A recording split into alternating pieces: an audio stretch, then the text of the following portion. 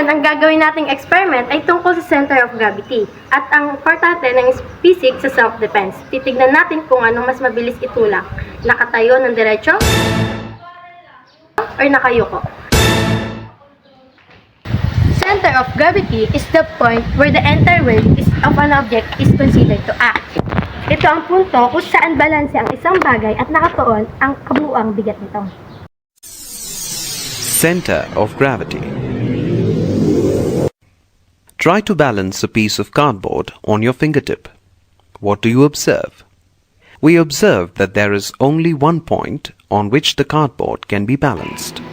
Ang This physics point- ay isang branch of science na pinag-aaralan dito ang motion, energy, and matter.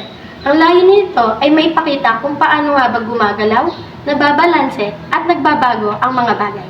Self-defense ay pagtatanggol sa sarili kapag may uma-attack sa'yo. Ang layunin nito ay maging ligtas at makaiwas sa panganib, hindi para gumampi o manakit. At tatawagin natin itong tulakwan.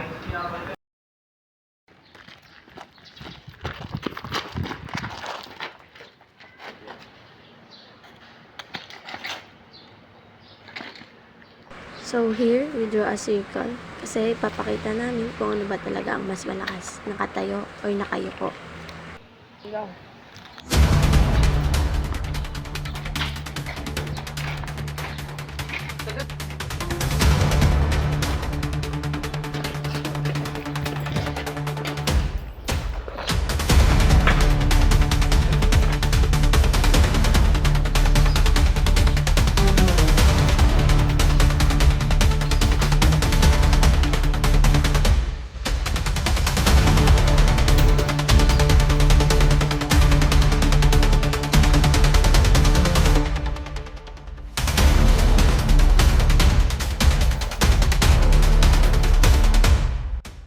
Makikita natin dito sa larawan na mas matatag ang taong nakayuko kaysa sa taong nakatayo ng tuwid.